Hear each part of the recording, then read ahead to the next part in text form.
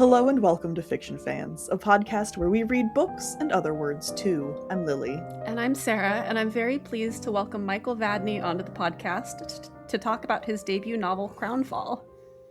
Hello, thank you so much for having me on the show. Hope you guys are doing well today. Yeah, thank you for joining us. Well, we're so excited to talk about your book, but we have a couple of intro questions first, starting with something great that happened recently. Yes, I actually have two. I'll start with the less heartfelt one. You can't see this because we're not on video, but I have shelves up. I've been talking about putting shelves up in my office for months, and it's just been this like teal wall behind me, and I love the color, but we need to break it up. So I'm glad to finally get those shelves up. But the other one that I'm honestly much more excited about is I have a 15-year-old dog. I've had her for a very long time. She's doing much better now, but she was having a bit of a rough time, and she's finally on the recovery, and it's just so good to see her scampering around and eating and actually being a normal dog. And it's just like, oh, thank God, I'm glad you're okay. Oh, that is wonderful. Good pet news is always like the best feeling in the world. Oh yeah, It is. Much less heartfelt. My good thing is that I made a really good salad yesterday. Ooh, do not underestimate a good salad. I mean, I'm still riding that high. It just doesn't quite have the same emotional impact. I don't know. A good salad can be life-changing. Yeah.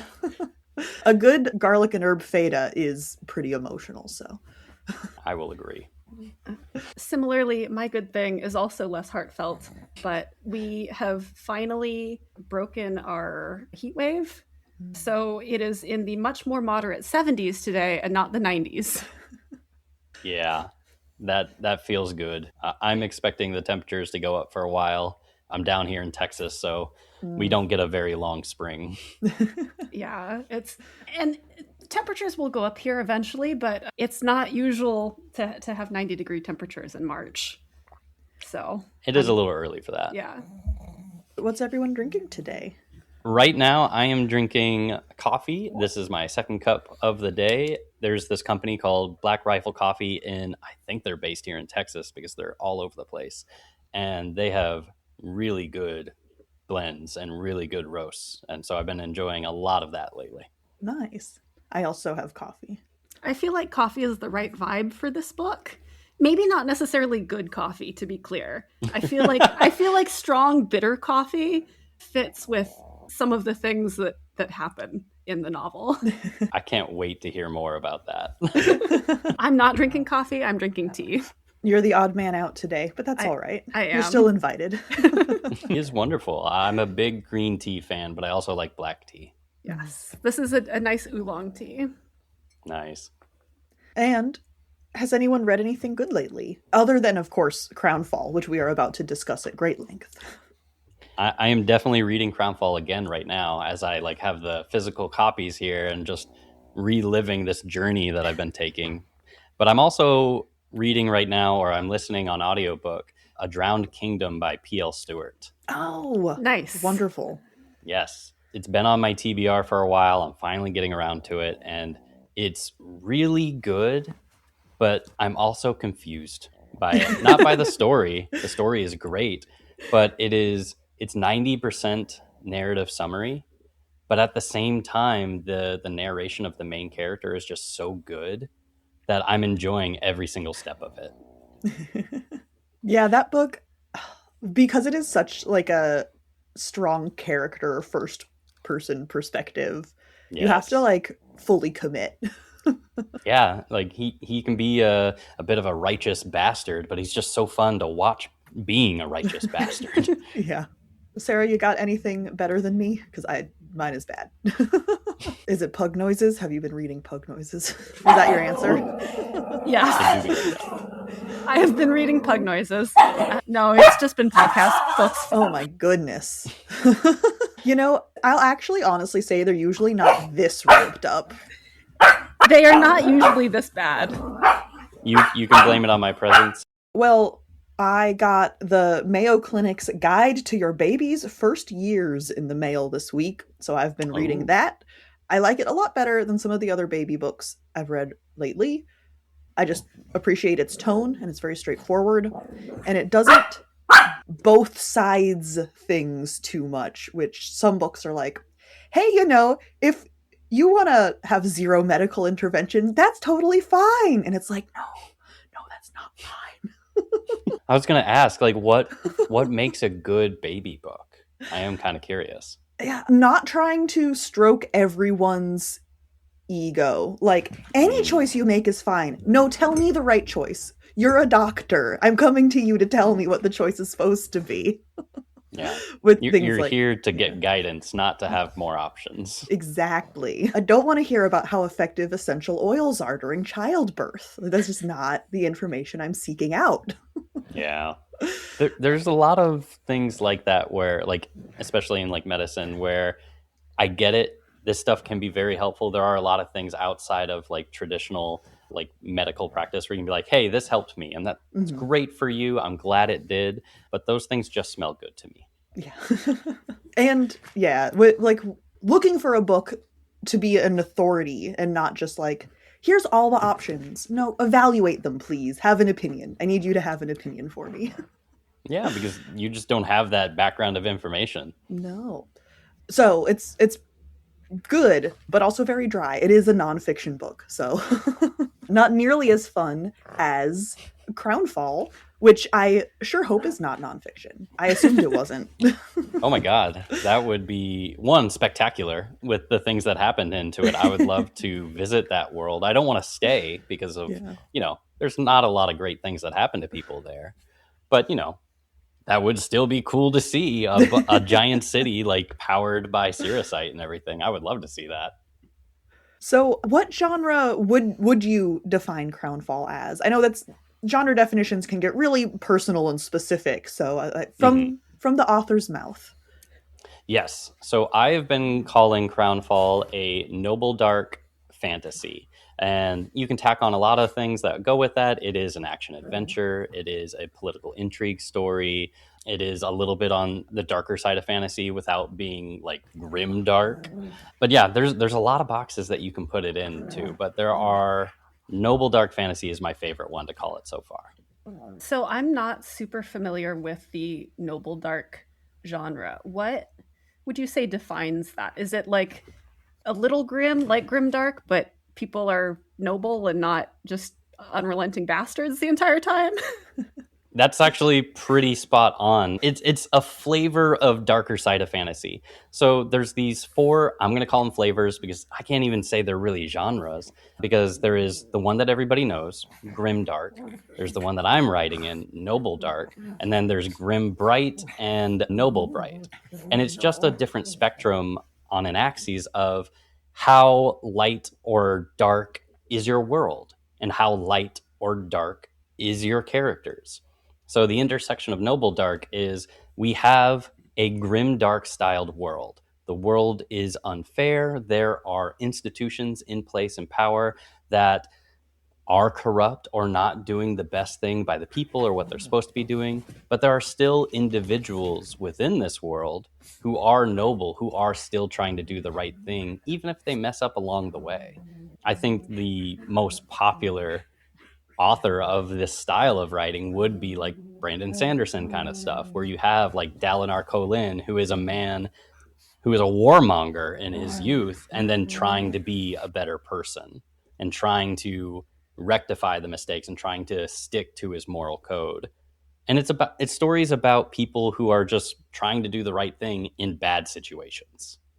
So is that your favorite of the flavors? Is noble dark what you prefer to read, or? Generally, yes. I like to dip my toes into the other types of stuff. I like to occasionally read a good grimdark. Mark Lawrence is my favorite grimdark author, even though not all of his stuff is grimdark, but his Broken Empire series was my first grimdark read when I was younger, and I was like, holy cow, this is bleak, but goddamn, I gotta keep following this shit. It's amazing. Yeah. And then every once in a while, I like to read something that's a little on the noble bright side as well, where it's like, it's lighter. There are still some like serious things that we're dealing with, but it's generally a noble bright would be a story where in general, the world is good. And in general, people are good. But there is this evil force that is coming to corrupt it all. Like, that's very noble, bright, very like classic fantasy. Yeah. I haven't tried, so maybe I shouldn't say that I don't think I could do a grimdark series. Mm-hmm. I love, like, give me the dark, fucked up shit, but, like, in a short story, in a novella. Yeah. Yeah, I think for me, grimdark is usually too much. So I really appreciated the balance in this book of, yes, there are a lot of terrible things in the world, but the people are generally trying to do good, because I have trouble when the main characters are also unrelentingly grim. Yeah, you got to be in a good mindset, or at least me personally, I have to be in a good mindset to dive into a grim dark story. I can't live there for most of my reading. I need to every once in a while go in, and then I need to wash myself clean with some good characters that I can root for. Yes, variety. Yes. Yes, most Exactly. definitely. I also just like Noble Dark because it really reflects my view of the world. I always think that as a personal model that I can either improve myself or my situation. I am always at least in that level of control of everything that is happening in my life. And that's the kind of stories that I want to write. I want to write stories where, yes, there are a lot of things you cannot control. There's a lot of things that are unfair out there and you feel small and powerless to do anything about. But there is still stuff within your reach that you do have an effect on and that you can improve. Like I said, either yourself or your situation. So you've shared a little bit of your writing journey on your podcast, Author Adjacent. How did that project affect your writing process? A lot. I was very fortunate. I started out doing audio only as like a podcast, and it was just me. I was just pretty much repeating the things that I was learning about writing. I would be like, oh, how do you outline something? Because I'm definitely a plotter. And I would do a bunch of research on it, and then I would practice it, and then I'd be like, okay, I can do an episode on that to teach people what I've learned and just try to make it ingestible and accessible for there's a lot of stuff to learn about writing. Here's a small piece of it if you need a little bit of a deep dive. And then I got more and more into like the book community, into other podcasts and YouTube of like a bunch of people doing book stuff. And eventually I met Adrian Ebb Gibson through doing an ARC read for him. And he's been hugely encouraging for both like my podcasting journey and for my writing journey. And he eventually encouraged me, like, you should do interviews. And I was super scared to do that. Like, absolutely terrified the first time. I got CM Kaplan as my first interview. He was very kind, and I reached out to him, and I was just like, hey, I've never done this before, but I'm trying to build this thing. Would you be willing to be my first guest? And he was like, hell yeah, man, let's do this. He was super cool. But as far as like how that has affected my writing, as soon as I got into doing the interviews, the amount I was learning and how fast I was learning about writing, not just the craft of itself, but like how to package a book, how to publish, like what kind of things you should be looking for in editing and how to make a good cover. I learned so much so fast. And it was just so much easier to make these kind of episodes where I was just sitting down, having a conversation, and then sharing that conversation with the world. And God, I learned so much doing these interviews. And even if I put out an interview and only like 20 or 30 people watch it, I still learned so much about it. I feel like we're always trying to balance, you know, we should ask questions in an interview that the listeners are going to care about and want to hear. Or we can just ask questions that I want to know the answer to. Luckily, those are usually like overlapping quite a bit. Yeah, because you are readers as well. You are fans of authors and stories. So there's going to be people out there that want to know the things that you want to know. Sometimes it feels very self-indulgent, though. And those are always the best ones. 100%. Like, there is a bit of selfishness that comes with, like, doing these interviews, especially, like, as an author doing these interviews, because they also, like, full transparency, they open up a lot of doors for networking and such. Because now, if someone's got a project going on, they remember, oh, there's that Michael Vadney guy who had a podcast and had me on a show. We had a good time. Let me reach out to him. Maybe we can do another podcast episode, or maybe we can do some kind of collaboration. And you just build this network of people you can call on to do a bunch of cool things. Well, it's interesting to hear you talk about how much you were learning from these interviews that you were doing, because something that immediately struck me about Crownfall was how polished it felt, particularly for a debut novel, particularly a self-pub debut novel. And so I think that yeah, the amount that you learned is definitely evident in Crownfall. Thank you. I wanted to create a book that you could not tell it was indie published. Like that to me, that is the goal. That is the bare minimum that I set for myself. So I went through it with 10 drafts, and I wanted to make sure that every draft was significant and was constantly improving the story. And if it wasn't doing those things, I pivoted and went in a different direction, because I wanted people to pick it up and not be able to tell that, oh, this is just some guy that put it together and threw it out onto the internet. So, diving more into the content of Crownfall, how did you manage introducing our independent main characters and sort of managing their plot lines before they start getting woven together? That was definitely a delicate balance that I had to shift gears pretty hard about halfway through the process of making this book. Initially, so I have three main characters. There's Amarià, Kindell, and Gellert.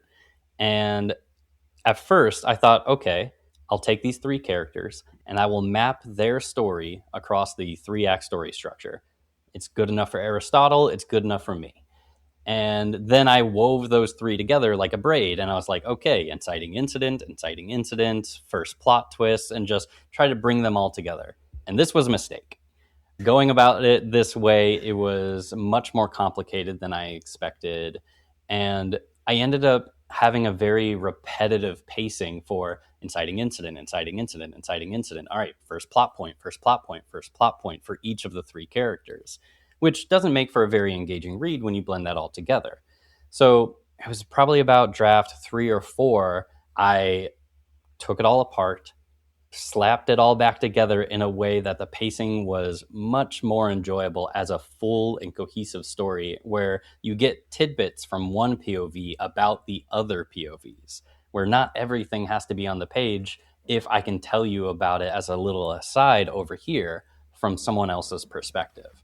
And just trying to narrow it down to what is the most important thing I could be telling the reader right now. Talking a little bit about Kindell and Gellert and Amarià to a lesser extent, but something that struck us about all of these characters is how young they are and how they're doing their best well in over their heads, but they don't always make the best decisions because they're so young.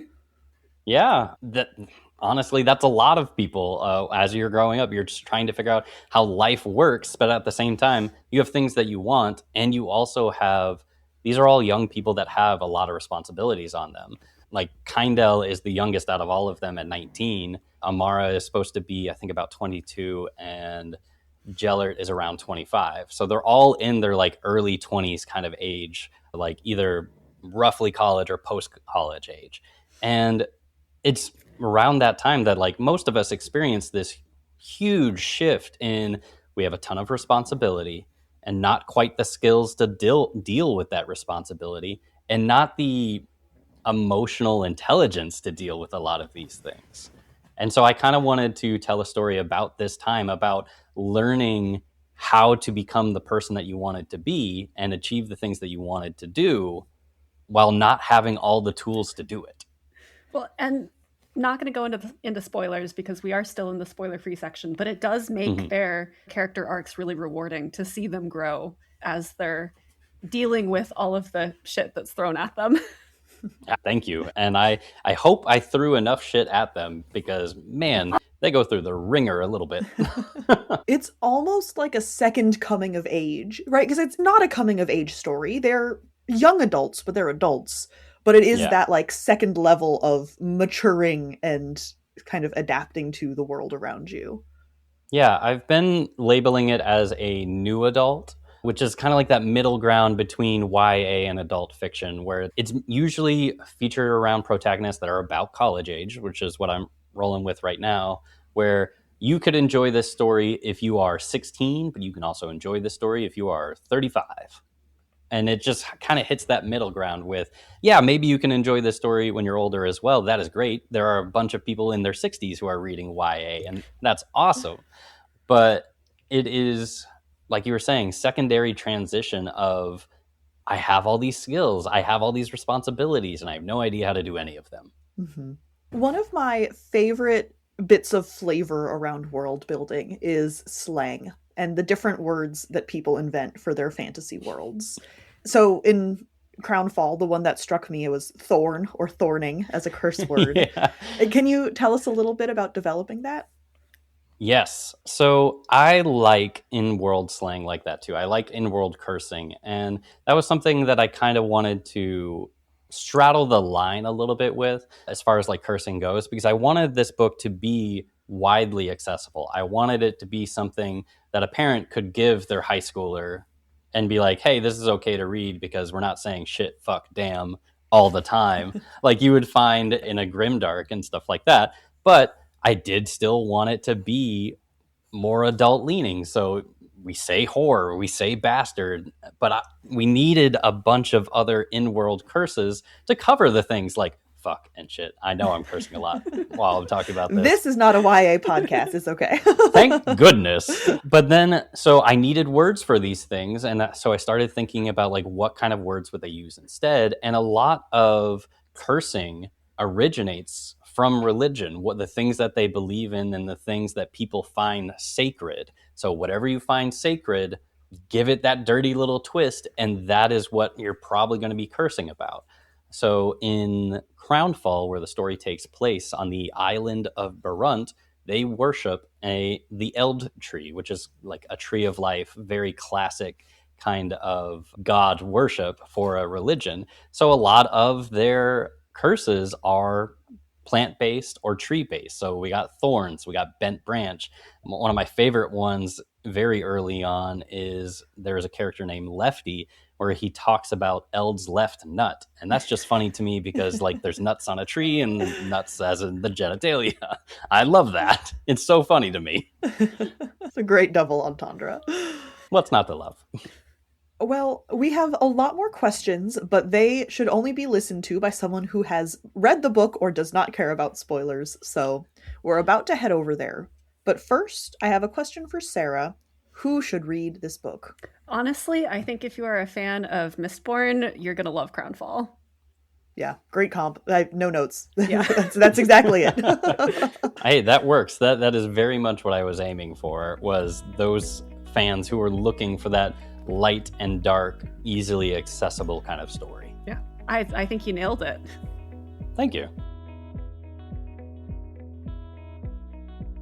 This episode of Fiction Fans is brought to you by Solsticia. That's our zine. Each issue has a different theme that celebrates genre and genre blending in a new way. PDF and EPUB versions can be purchased on our website, and Patreon supporters of all levels get free digital copies. You can find all of the issues and more at patreon.com/fictionfanspod. Thank you for all of your support. The remainder of this episode contains spoilers.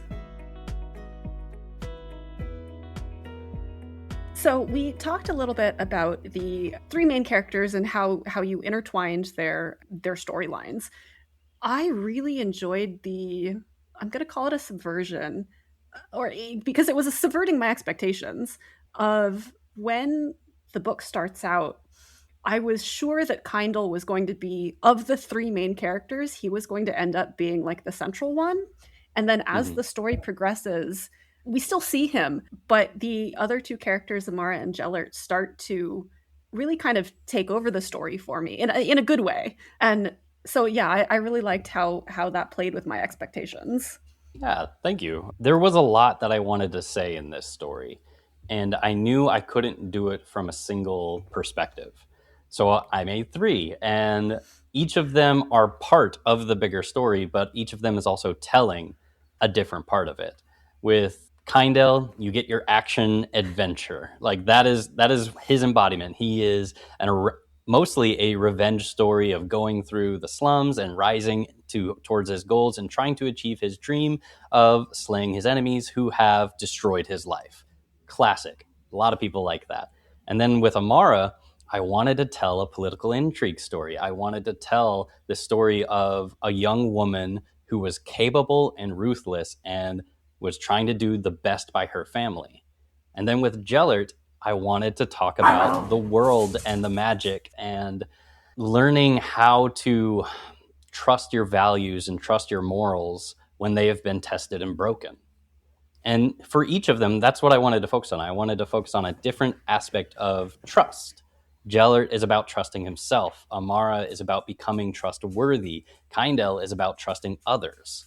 And that's like a big theme throughout the whole thing that I really wanted to focus on. And it's interesting too, because Kindel's revenge arc kind of gets cut short in a way. He's not the one to kill. I've pronounced his name Gian. I don't know if that's how you have envisaged it. I've been envisioning it Gion, but Gian is also good. I will take both. That's the downside with not listening to an audiobook version is then I don't know. Someday. Yeah. If Gian is the official version, word of God version, then I will go with Gian.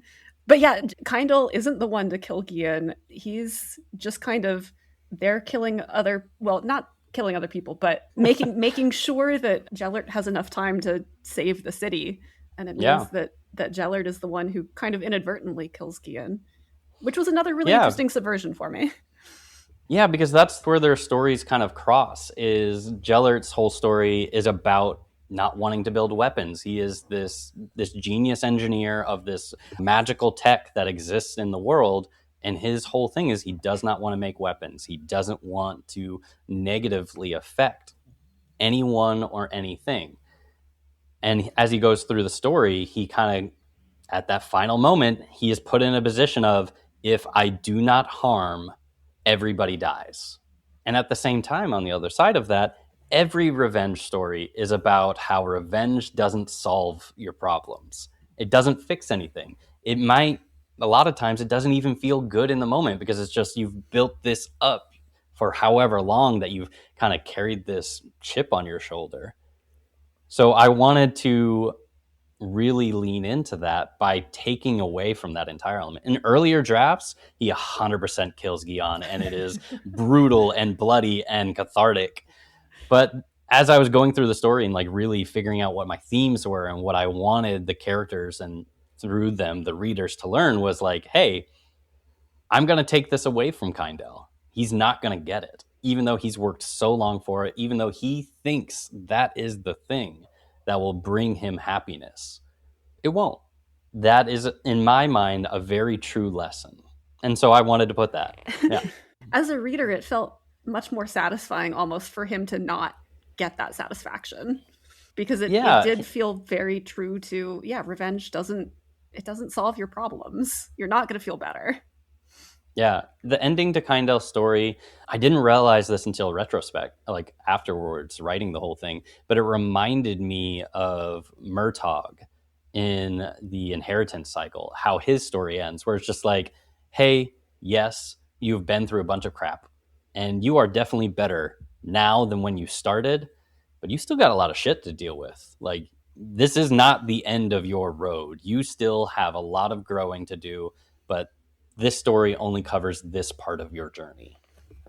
Well, we had a question about the themes of technology and progress getting exploited for war, but you already covered that. I'm just an overachiever. Yeah. So then we get to transition directly into how cute Gellert and Amarià are together, and I'm not just saying that because I'm a fan of love stories.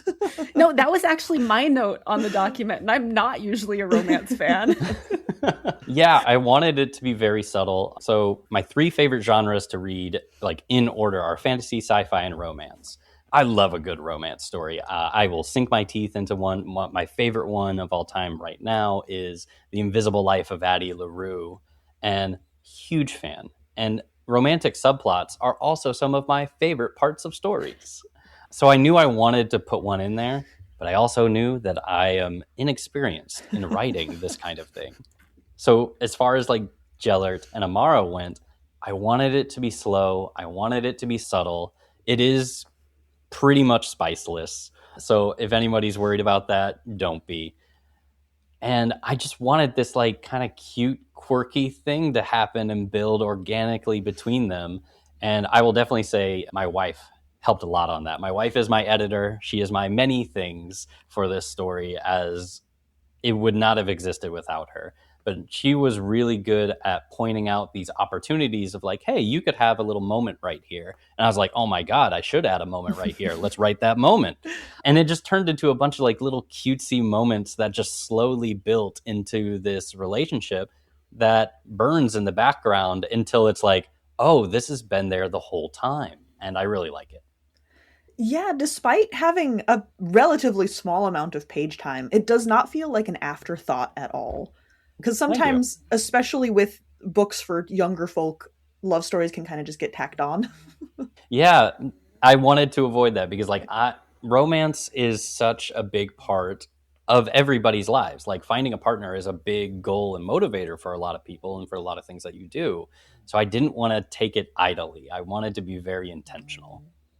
Well, and it's also, I think, a testament to the skill you brought to it that as a reader, you do feel so invested in their relationship, even though it is very subtle. There's not a ton of page time devoted to the deepening of their relationship. But like, I was all in. I'm glad to hear that. Someday I will write a more romantic heavy story. I have a few ideas. Very excited to get to them at some point. So I was almost as surprised as Kindell was to find out that Liana was alive. Yeah. How did her inclusion, like actual presence in the plot, affect his character growth?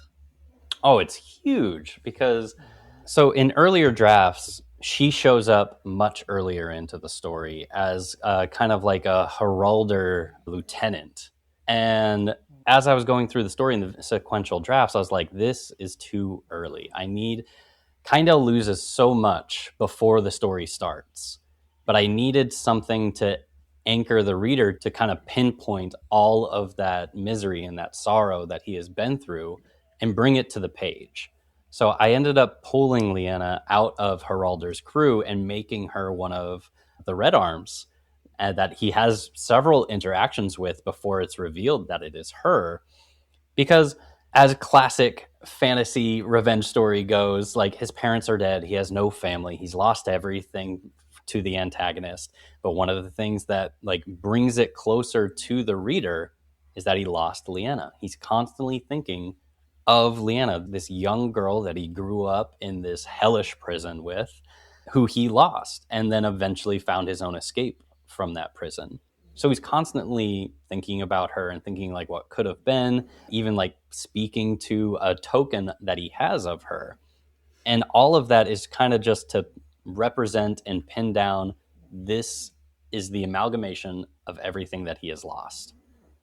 And then we bring it back. We bring her in and be like, we have the twist of, oh, she's not dead, but she is now the enemy.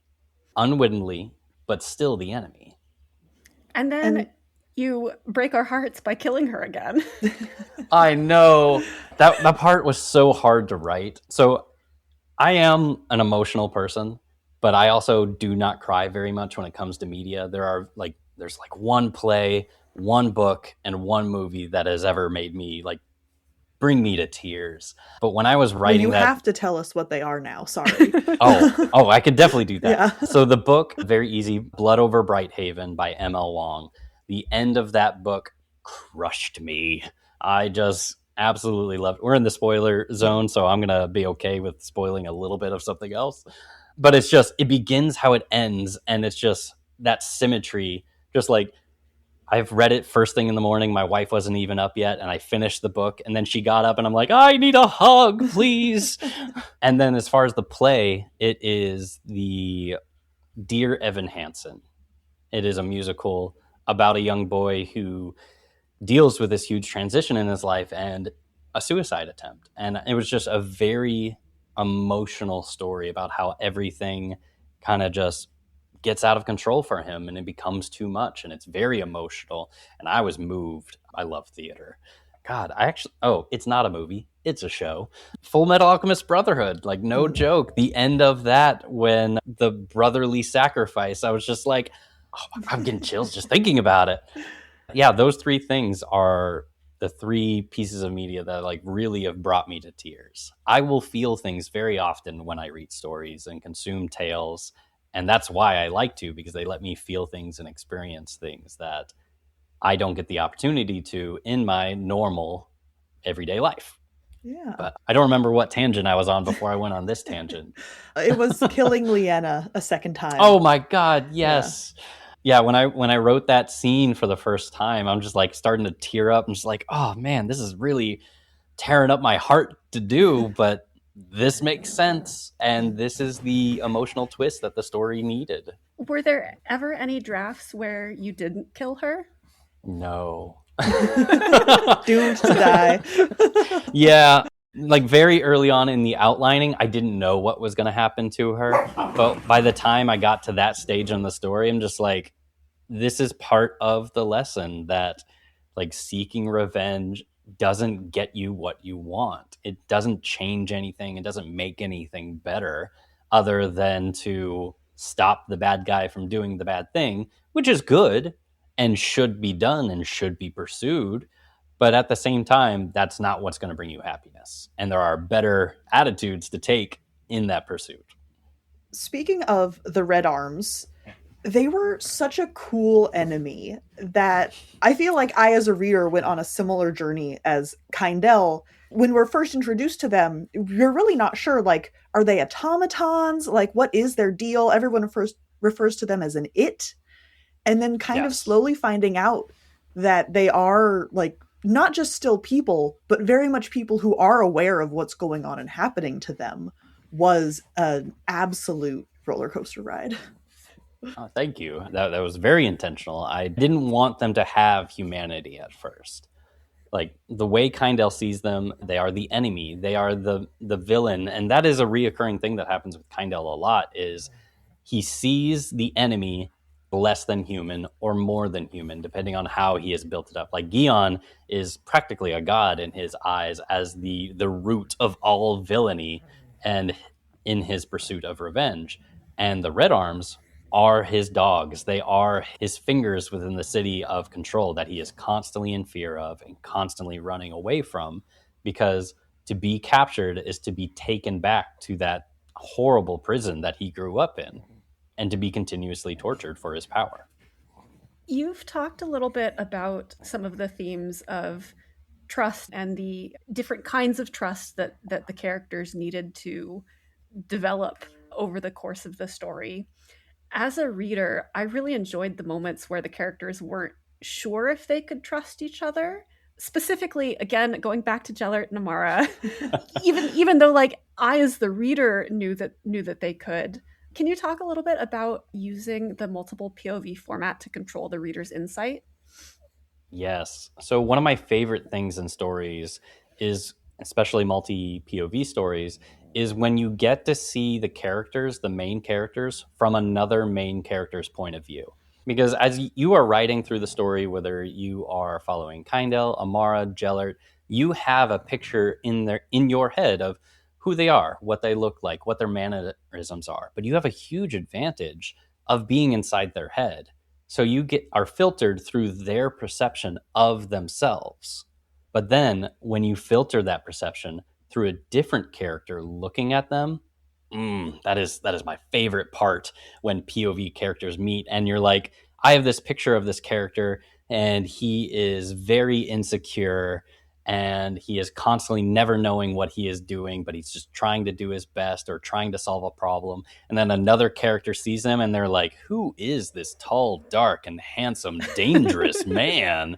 And I'm just like, yes, I learned so much about both these characters at the same time with one line. And I love that in stories. So I wanted to have a bunch of that happen. And it happens a lot. You get the most interaction between the POV characters, between Gellert and Amarià, because they follow into similar circles of attending these galas and these parties and going to the palace together. So they have a lot of overlap. So you get a lot of that with them. But then when Kindell enters the scene with both of them and getting to see their perspective of this newcomer to their social circle was super fun for me. I love that stuff. Speaking of Amara, it was a really nice change to see her succeed in a conflict through resource management and logistics instead of just straight military strength. Yeah, like I said, Kindle is the action hero. He's the one that's going to solve his problems by, like, I have a dagger, I'm going to stab my way through this. But Amara, very early into writing this, I was with a writing group called Writers Anonymous in Dallas, Texas. And very early, one of the readers said, Amara is a spider queen. And that just clicked for me. I'm like, yes, that is exactly who she is. She is confident, she is powerful, and she knows that she is. And she has all these problems to solve and a lot of things stacked against her, but she's going to be ruthless and she's going to do her best to solve those things while still being loyal to the people that she thinks deserves her loyalty. But she's not an action hero. She is not a combatant of any kind. Like, she doesn't have any of this training. She doesn't have that upbringing. She's a merchant. She's a lord. She is a smuggler. And so she solves her problems with those things. And so much of battle and planning and war is not won because I can swing my sword harder. It's won because you positioned better than your enemy did, and you were supplied better than your enemy was. So I wanted to highlight that. Especially in a world where we get this kick-ass magic set up at the beginning. And, as a reader, we're so trained to go, oh, okay, so whoever has the coolest magical power will win. Yeah, and that is fun. It is very anime, Yeah. which I get. I am an anime fan. But it's also not as intriguing to read in a book, because those things work really well as visuals that you can consume with your eyes and be like, look at the pretty colors. But you can't really do that in a book. You have to emphasize more how things feel and then how they look. Like, so much of writing is just trying to evoke an emotion in your reader. And so that's how I wanted to solve the problems as well, as like, hey, just because we have the coolest magic doesn't mean we're going to win. Like, there isn't really a lot of, I'm special, I have this special power because I am the chosen one, and because of that I win. I don't really like going into that story. I loved it when I was younger, and every once in a while I like seeing different ways that people handle it, but that wasn't the type of story that I wanted to tell. You've talked a little bit about your process and the number of drafts that you had or that you made writing the story. Were there any scenes that surprised you? Yes. God, a few of them. Amara and Gellert, a lot of their couple scenes were really fun, but difficult to pull off.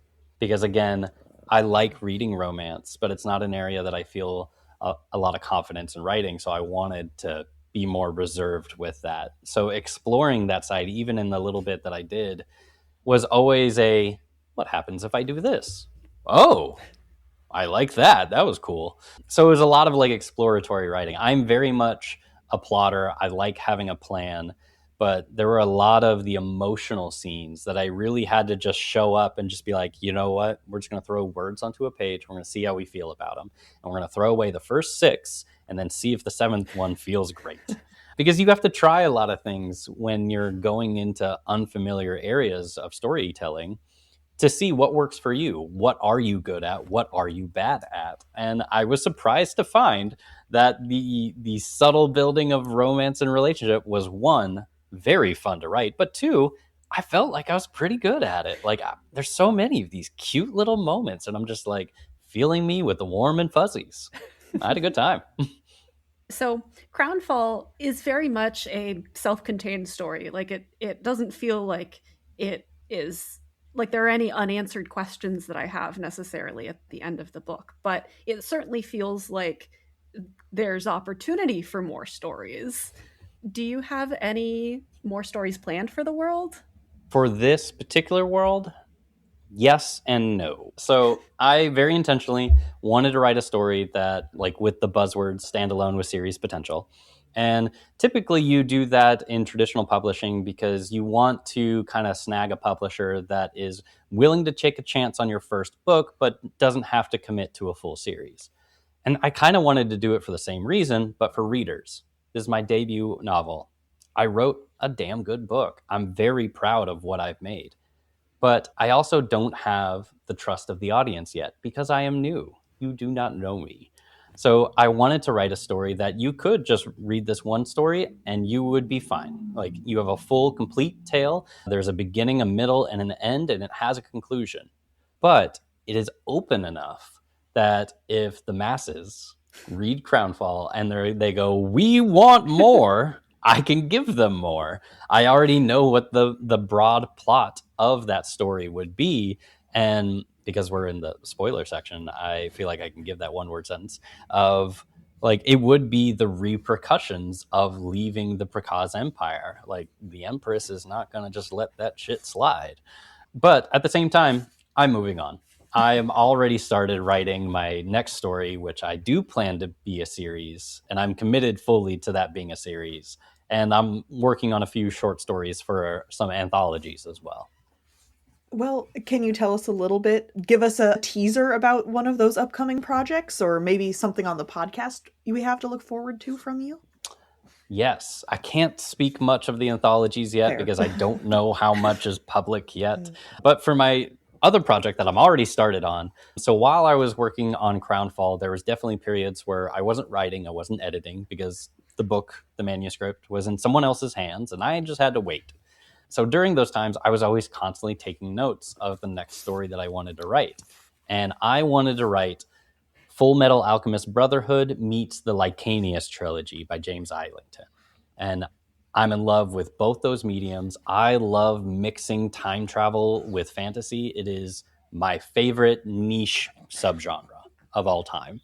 It just absolutely tickles me to see a story pull that off very well, because time travel is really hard to do well, because you can write yourself into a corner and just be like, oh, we undid everything. Time travel's fixed. I hate that. I absolutely hate it. So I wanted to write a time travel fantasy story. And this one, my quick pitch of it is about two half-brothers who travel back in time to save their mother from a car crash. They travel back in time and discover she didn't die. She faked her death and left. So then they are yanked back to the present with questions of, where did she go? Why did she leave? And now the story starts there with their adventure of trying to discover where their mother went. Where is she now? Why did she leave? Well, now I have those questions. It's very intriguing. I'm very excited to write this. Like I said, I've already started a lot of the world building. When I was working on Crownfall, I managed to rack up 170 pages of notes. So I have a lot to go off. I'm very excited. Fantastic. Thank you so much for coming on to chat with us about Crownfall. This has been just an utter delight. Where can you be found on the internet so that people can keep up with all of your news if they want to hear more about this very intriguing new series that you're writing?